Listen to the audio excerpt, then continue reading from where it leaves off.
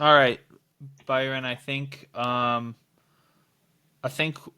call this quarter one. As I just hop on here, Yeah, just to spur it on you.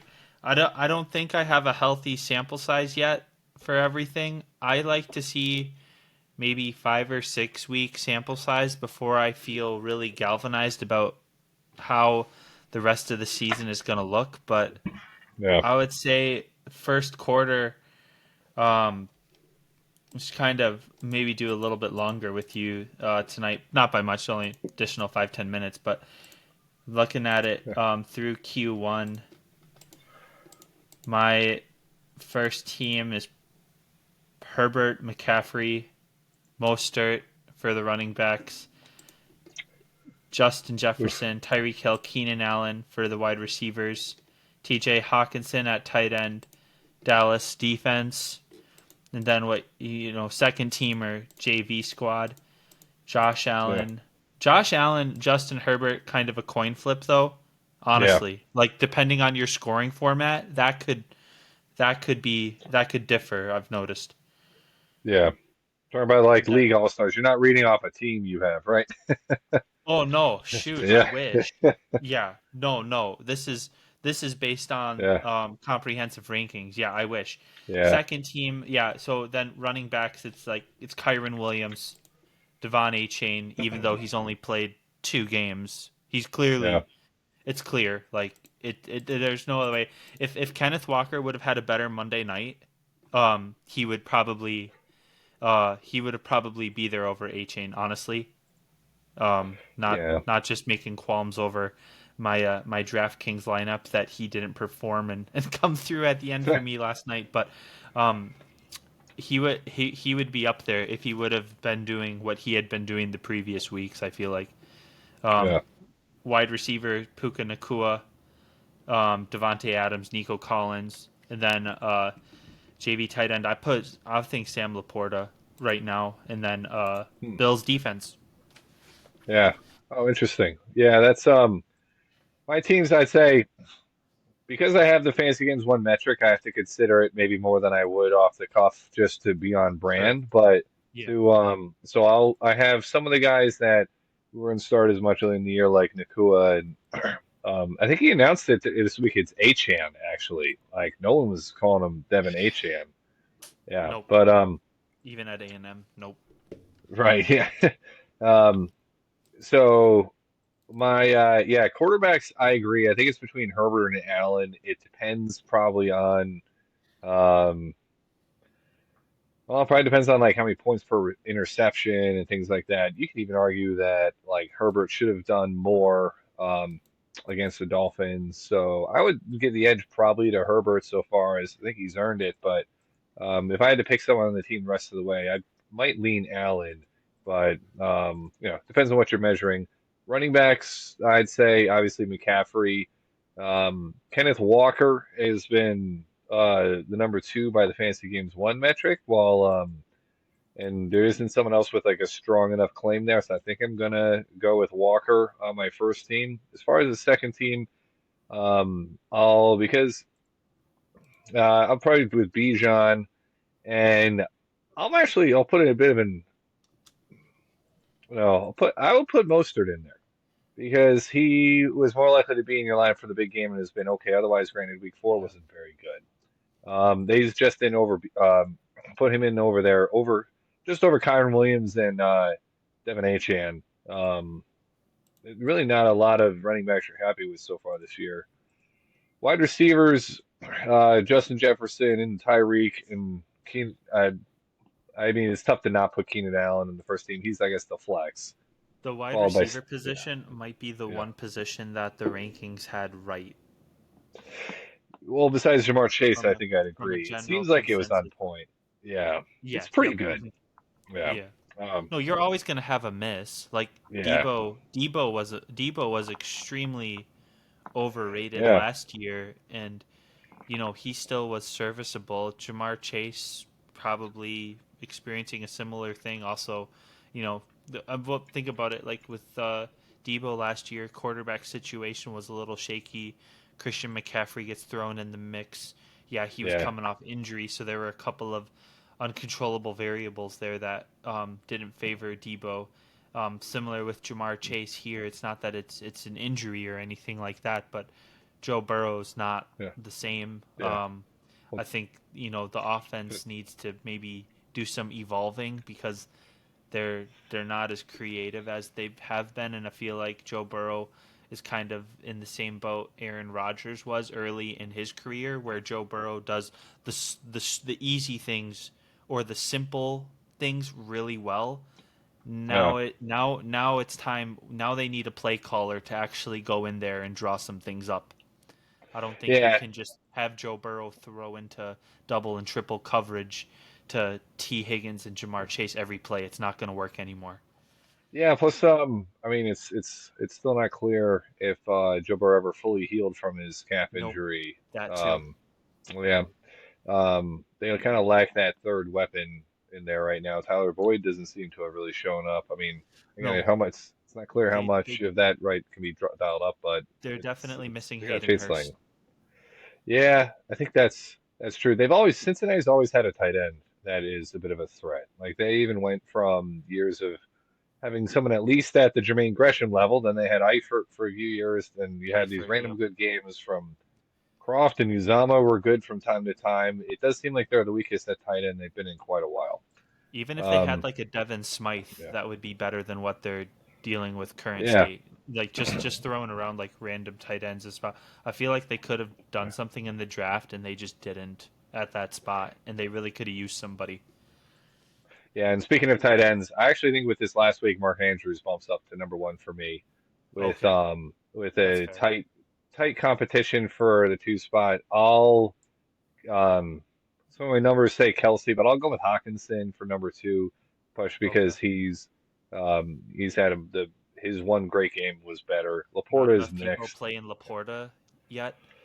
I mean, I think it peaked up a little bit this past week, but he's I don't know, I don't know if everyone realizes how rare it is for a rookie tight end to actually become a producer in fantasy. Let me actually look that up. So He is. I've been starting Musgrave every week this year in a redraft league, and I Laporta's don't up to regret my decision. Laporta's up to 71%. Um, Wow. he went 0, 6, 37, and 71. Musgrave, I'm curious now. You might It's a little bit more rare. Yeah, he's only at 21%, so he's a couple weeks behind Laporta in terms of adoption by the fantasy community. I don't think they're that much different outside of the fact Laporta is just a better polished receiver. Musgrave is getting the same amount of snap volume and routes, you know, Yeah, target depth, um, yards per route run, and everything like that. It's just Laporta is a little bit faster and is actually capitalizing on his opportunities where Musgrave hasn't done that yet. And Musgrave got a concussion last week. And this isn't just Packer yeah, apologist over here. Like he's out there all the time, and that's rare for rookie tight ends. I mean, just as soon as Musgrave went down, Tucker Kraft was in there getting the same workload. Yeah, they diversified it more with Josiah DeGuara and some of the other guys too that are at the tight end spot. But the youth in the tight ends this season is, I mean, even Michael Mayer was out there for Vegas. yeah, I'd say this year's an anomaly for the tight end position. In rookie and second year talent, even Jake Ferguson in Dallas is looking really good. It's not to yeah, the Mark Andrews Kelsey level production, but yeah. it's better than what you're getting from Chigakonkwo and Kyle Pitts. Yeah, Kyle Pitts is uh man, it's just more of the same. I What's interesting is I've heard some comparisons saying that Laporta and might actually be the reason why Gibbs hasn't gotten a lot of volume is because they haven't needed sort of passing volume to go to him necessarily. I'll be curious to see if they have, if they offset each other throughout the year. Yeah, same And with because, yeah, Jamison Williams coming back. yeah, yeah, that's one more weapon out there. I mean, I think one day I do think there is going to be a giant Jahmyr Gibbs game at some point, but um, Yeah, I feel more confident about that than whether or not Kyle Pitts is going to start getting utilized. Um, I don't know. It's so like I feel like you're seeing.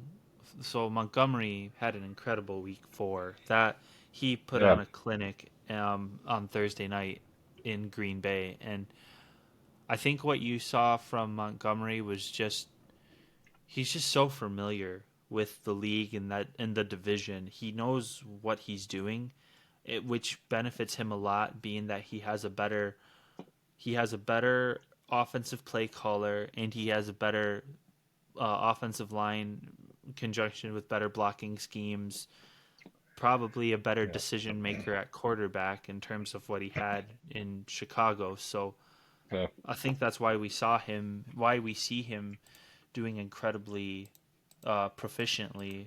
And honestly, if he wouldn't have been hurt that 1 week, he could be up here with, at least second team or JV squad for overall rankings versus Kyron Williams and Devon Achane. I think that 1 week of not playing kind of was a strike should have been. against him.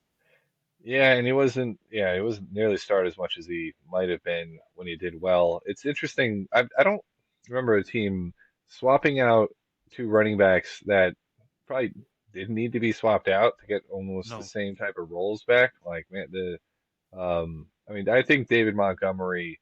Starting to think, yeah, maybe he is even better potentially than Jamal Williams at that role, although he hasn't gotten quite the same touchdown opportunities that Jamal had last year. But yeah, but that was just it's insane.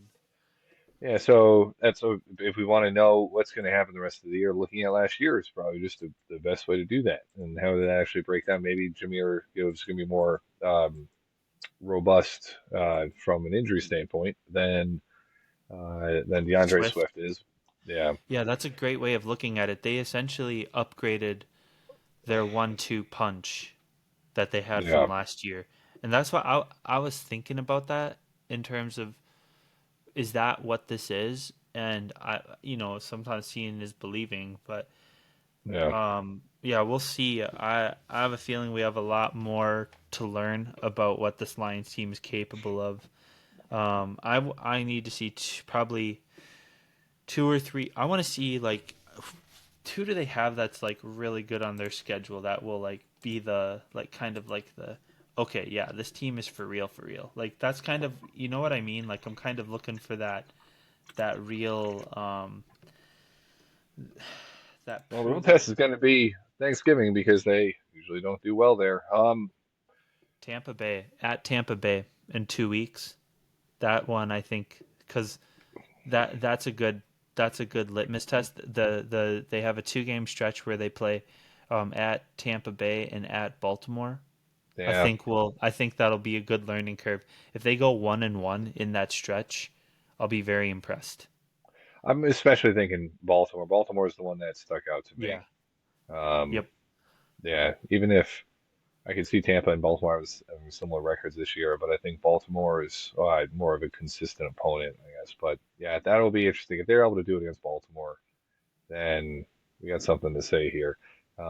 Maybe we finally are seeing a little bit more of the stable Jared Goff. It was strange. I was actually talking to another owner in one of the leagues I'm in, describing getting frustrated with Dak and going with Jared Goff. And I was like, what year is it? Like, what's going on? Right. Yeah. Yeah, but it kind of makes sense. Okay, so I'm of the belief that I don't think that Herbert is going to be that because I just don't think the next stretch he has. I think it'll be kind of a back to reality for Justin Herbert unless he does some really special stuff. But the loss of Mike Williams, I don't think it hurts them as bad as people think it does because Josh Palmer, although he isn't Mike Williams, he comes in and he plays a pretty good like option for him. Still, like Josh Palmer has always been reliable when the guys are gone, and as long as Keenan Allen is still out there, I feel like that's the kicker. But we're now in a situation where it's it's multiple guys. It always feels like it's multiple guys for the Chargers. They can never be a fully healthy roster. We have no Austin Eckler right now, um, no Mike Williams now. So Yeah. that this is going to be where it's like, okay, Herbert, what are you made of? They haven't really. They've just played really close games, honestly. Like the fact that the Yeah. Raiders got back in that game with a rookie quarterback who, I watched a lot in college, and Aiden O'Connell was okay, but he had his weak like if you want to look up some fun stats, look up Aiden O'Connell's record against Wisconsin Badgers. It's awful. So Yeah. it's not like Aiden O'Connell is some like second coming of Brock Purdy here. So Yeah. that's why I'm a little confused by the Chargers. I think that they're in for they're cruising for a bruising unless they can really turn things around from the bye week, because they go right into the frying pan with Dallas um, on Monday Night Football on October 16th. So and then Kansas City. So I'm I'm a little I'm not feeling the Charger fever, despite what some people might be saying. Yeah. I think it's kind of bizarre how you have that. You do have just some teams that can't seem to stay healthy.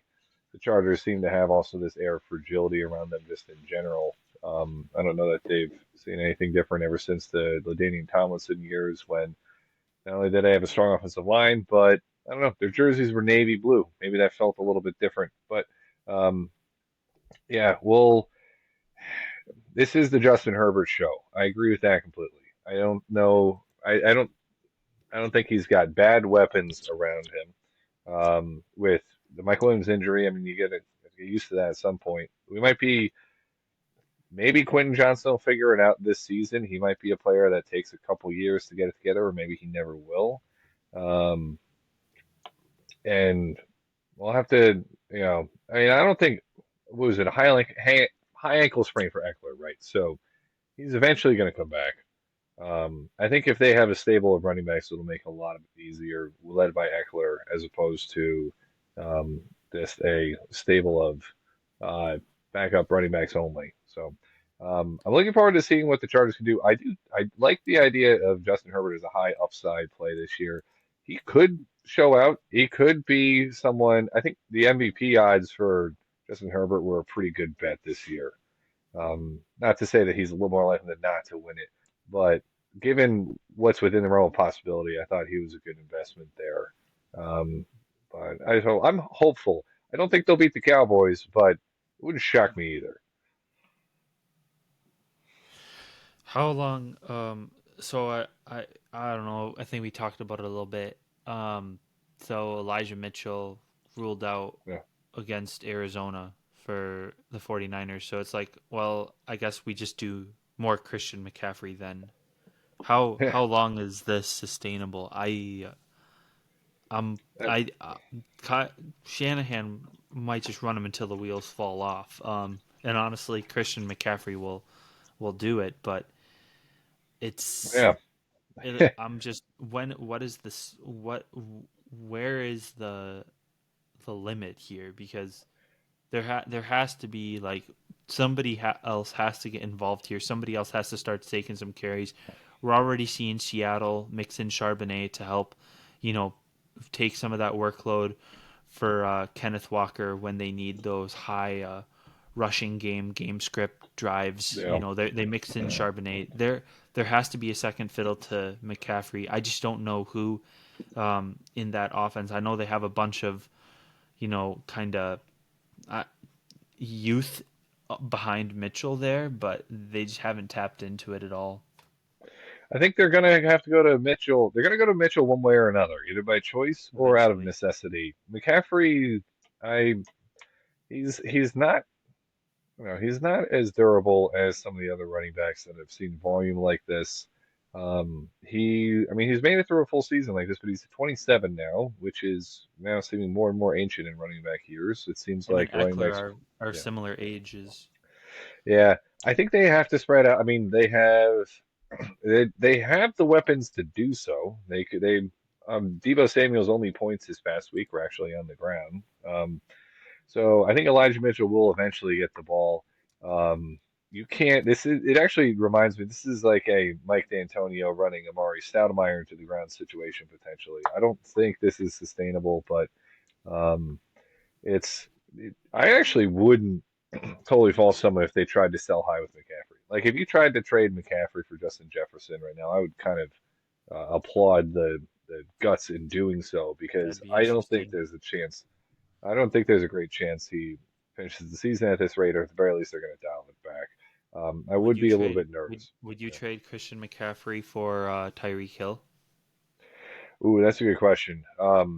In a vacuum, in a single season league, I still don't think I would do that Okay. because just of how up and down Tyreek is and how I feel like the day I did that, we see a big Jalen Waddle day, and then we see another big like Raheem Mostert day. Um, I had to yeah, ask because yeah, where Tyreek and Justin Jefferson yeah, currently are is pretty lockstep in terms of yeah. production. So Jefferson though, he's having maybe the most consistent season of a top tier wide receiver ever. Him and yeah, McCaffrey have both gone every week of this year having an above significantly above average week. So whereas Tyreek and Keenan Allen actually have gone with a couple below average to average weeks combined with two huge weeks. So the which is it's a more efficient usage of fantasy points if you're able to be consistent. And Jefferson even did that in a bad Kirk Cousins game. So I would still I put Jefferson for this season right now still like maybe not a tier above Tyreek Hill anymore, but noticeably above him and probably a tier above him. I think it's those two, and then we're getting into the Tyreek discussion about who's next right now for value. yep. And then obviously, third on that receiver has been Keenan Allen. Keenan Allen is only as good as he stays healthy. Otherwise, Oh yeah, he'll be that volume pig for you as he is consummately open. But it's him and Devonte Adams. I feel like can fluctuate. Although I think Keenan Allen is tied to the better quarterback right now. Um, Devonte Adams I think is stuck in limbo unless the Raiders decide to move him elsewhere. Um, yeah, so looking at some of the newer emerging talents that really have jumped off the page starting out this season from just overall, not just from win shares perspective. I mean, like obviously Bijan Robinson, but as a byproduct of what kind of system Arthur Smith runs in Atlanta. Hence why we've seen positive Tyler Algier games. But Puka Nakua and Nico Collins, the Texans yeah, have really kind of surprised me. I think there's more to that offense there that we haven't fully seen, and I'm wondering yeah. where they honestly look better than the Jaguars right now, which is weird to say, but at the same time they have the right people involved to make good decisions, especially on the coaching staff front. Um, Thoughts on the Texans, where the production is going to be? I think C.J. Stroud is a must play right now, and I don't think enough people are playing him. Yeah, I would be playing Cedar Stroud. I don't know that he's necessarily. I don't know that I go so far as to say must play just because. No, I Um, mean it's a I don't think the situation. tapes. Yeah, yeah. It um the tape. I mean, he's in a good spot where if he has enough talent to take advantage of the no tape on him, which I feel pretty good about that. And his receiver's actually pretty underrated, all things considered. Nico Collins has been underrated for a while. He's a pretty Nico talented kid. Collins, Tank Yeah. Dell, Tank he Dell. has, Yeah. and then Robert Woods, old reliable. So Yeah. Plus we'll yeah, I mean I think better days are ahead for Damian Pierce. He's put out a couple very average weeks now. Yeah. Um, Singletary's been getting more opportunity as a result of that. yeah, I think um, what I like about CJ Stroud is his ability to produce in a negative game script environment. What he did in yeah, week 2 against the Colts, I thought was very impressive despite things yeah, kind of working against him. And then it was like, all right, reins are off in the second half. Let's just see what he can do. And then him and Tank Dell actually put together some really nice plays. And then you look at how they responded from that Colts loss going into Jacksonville, stumping the Jags in week 3, and then yeah, putting together a incredible performance against the Steelers on JJ Watt Day. yeah. So, It's also it's possible that D'Amico Ryans is a great coach. That's also possible too, and that's kind of the and secret their here. offensive He's coordinator is really good at pass yeah, game coordinating because that's what he did in San Francisco. yeah, yeah. I, I'm hopeful. I mean, I think they've shown enough that it's not the same old Texans, at least the same old as far as how they were for what, like the last, Yeah, since 2019. Um, they've shaken off I'm, some stigma for sure. yeah, yeah. Bobby I Bobby saw. Bobby Slowick. I always forget his name. Oh, Um, I was okay. Yeah, yeah. It's. I mean, and to be honest, like it. We'll see if it ends up being a potential mistake. That Bryce Young was the first overall pick this year too. Stroud had some buzz for that, but I'm feeling pretty good about. I'm feeling good about my Texans right now.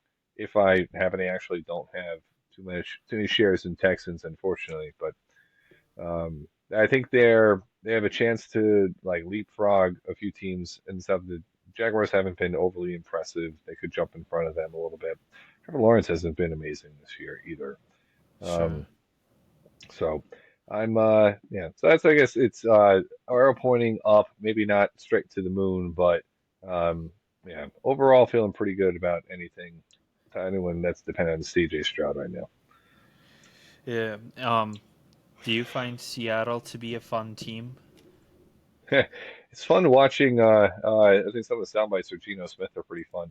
I think uh yeah, it's just as a Jets fan, I can't quite get past the fact that I'm just in disbelief that it's Geno out there all the time. So to That's the extent fair. that that's That's fun, fair. sure. No, I understand. Watching them on Monday night, like I really needed a good game from Kenneth Walker, and that didn't happen to the fullest extent. But um, I forgot that I had started their defense, and honestly, I feel like for the first half of the season, everybody who survives anybody who has Christian McCaffrey and Patrick Yeah. Mahomes on the other side should wear the shirt I survived Christian Yeah. McCaffrey week. Yeah. So I thought I was dead in the dirt, and then Seattle's defense pulled me through, and I completely forgot that I had them played because I streamed them and yeah, off waivers, and I was like, oh my gosh, like that actually worked. So they kept me alive, surprisingly, against somebody who had Mahomes and McCaffrey. So I'm like, huh, okay, all right, second win, let's Yeah. go. But it has not been a good year for me at all from a fantasy perspective, and that just sometimes is the risk we pay for, maybe paying too close of attention to things. But what do you think as we're going into the bye weeks phases of the season? What are some things that you're going to be looking out for, and looking to add to your lineups, or any backup players from any teams that you're particularly interested in, or systems that maybe had a rough start? I know a lot of people are talking about Chicago right now being that, hey, don't get too carried away with what's happened with the sample size we've seen. Yeah. I don't know if you're writing off Denver like I am, but I'm just curious. What are you thinking going into the next phase of this season? Yeah. So I always enjoy the bye week kickoff because it really frees up. I mean, gives you more difficult situations to deal with as a fantasy manager, but also gives you at the same time more options. So better free agent options start popping up. I one player who, well, I also think now is a time too where you're going to get the chance to take some quiet bets if you have the roster space to do it on handcuffs that could become huge fantasy assets. Rico Dowdle on the Cowboys is one player that I've kept in mind that I have not heard a lot about that's likely to be available. He's probably available in like Yep. 90% of leagues or so, or will be once you start dealing with some of the buys. So I just like the upside of the Cowboys offense for any running back in there. I think Tony Pollard's going to have a lot of nice weeks in there. He actually is a player I still could see being, besides maybe McCaffrey, the top running back the rest of the way. But it's maybe a little bit low before he starts demonstrating it. If there's a chance to buy Tony Pollard, I would do it. I also like around now. I mean, honestly, I look for volume as much as possible. It's too early in the season to start leaning into things like I'm a big weather guy when it comes to defense. I don't, that's usually a down the stretch type of thing that I start Yeah, I looking will at. say Avoid the that's a quarterbacks. Buffalo Green Bay Yeah, play. yeah, or Kansas City Even sometimes even. no, Like, yeah, Seattle too, actually. Yeah. yeah, um, Anybody that's north of yeah, anybody that's in the northern part of the Midwest or Northeast or Pacific yeah, Northwest. north of the extended Mason-Dixon line, I guess. Yes, Yeah, that's what it's called. Yep. yeah. So. I mean, those are some of the ones situation I'm looking at. Always keep an eye on who's coming off of IR now and how that's going to impact everybody. People may forget a little bit that we're only a week or two away from Deontay Johnson coming back, from obviously Cooper Kupp coming back. It's keep an eye out for also if you get a chance to pick someone up when they're on, one of my favorite moves in fantasy football is picking up the player who's on a bye and thus not locked into a lineup as early as everyone else Yes. on Hmm. Sunday, and so that you get them before the waiver turnaround and everyone remembers that that player's available. So, I mean, that's more of a technical move than anything else, but that's where my head's at this point of the year. Yeah.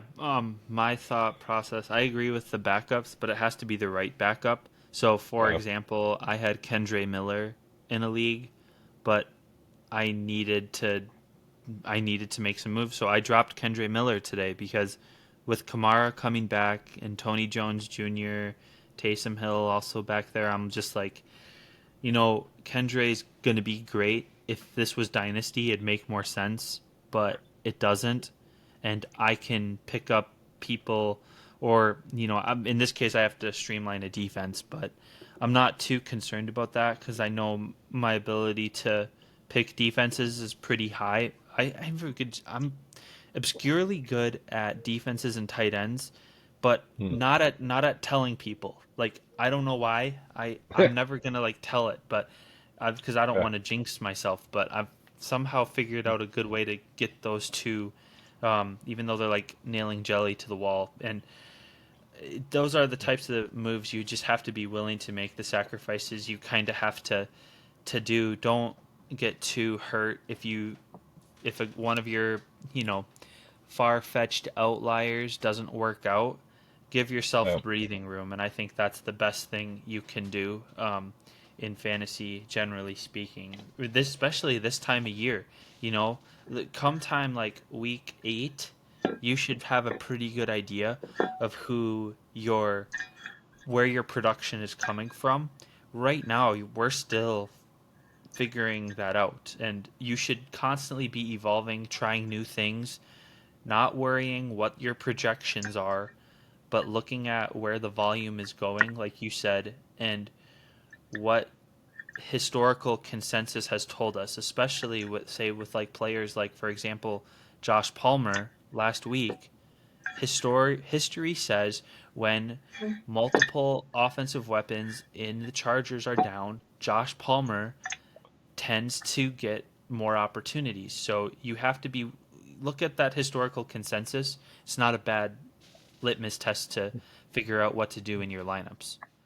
yeah, and in one of my favorite rules of thumb for enjoying fantasy is if you're deciding which player, say, to drop or which player to put in your lineup, one way to look at it is try to, yeah, look past the projections. Look at who would you be more upset if they did well and you didn't take advantage of it? Because one of the most fun aspects of fantasy is when you see someone coming that no one else does. So I've been in spots where um, I've followed that advice and been very happy about it. I've had falls where I've gone against it and I've been very annoyed at myself. I don't really remember the times that well when um, if it's not a play, there are always going to be situations that you have some unique insight into. There's too much information out there for the Yeah. information on your fantasy page to be totally objective. Um, so don't be afraid to say go 10 spots down in the weekly rankings on your defense if you think that you just know something about either your favorite team or someone else that everyone else is missing. So No, that and literally happened with me and Devon A Chain this weekend. yeah, I did not know if he was going to be productive in a negative game script environment.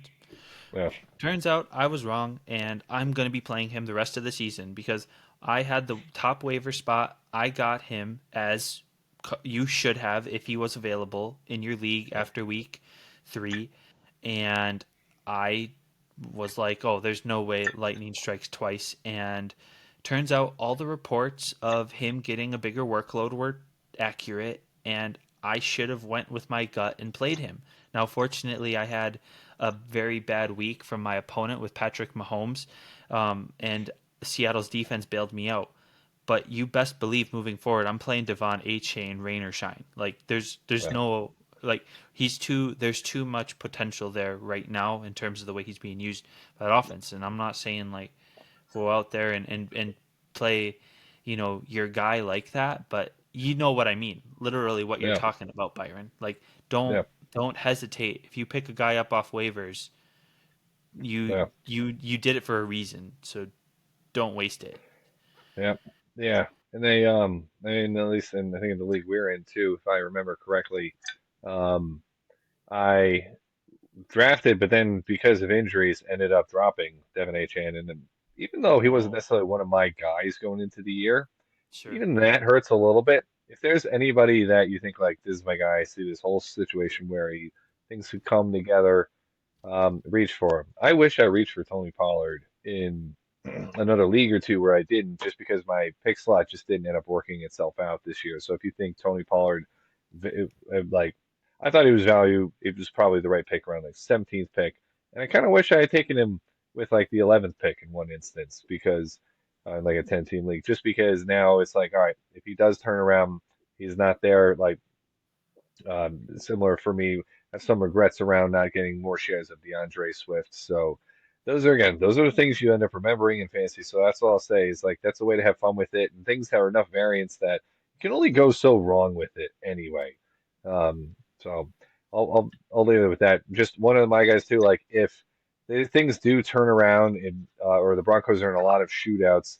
And Cortland Sutton goes off this year. I'm going to be starting him when he does. There's just one more example of this. A lot of people giving up on Cortland Sutton. I'm one of the few that have not Man, he burned me so bad last year. yet. Yeah, I thought I was getting a value with Russ coming to town. Little did I know Russell was cooked. All Yeah. right. Yeah. Well, Byron, this was good. Yeah, I'm not just to close things out here, not really going to do projections this week because I think we gave you enough to chew on. And that's okay. A little bit of a longer episode with Byron, which we appreciate. Please check out Byron's work on the YouTube channel, on his blog. It's great that he gives us his time once a week. And Byron, good luck with week 5, and we will see you next week. Like in week fine. Always happy to be included. Awesome. Enjoy the day, everybody. Please like, comment, review, subscribe wherever podcasts are found, and we will see you on the next episode. Peace.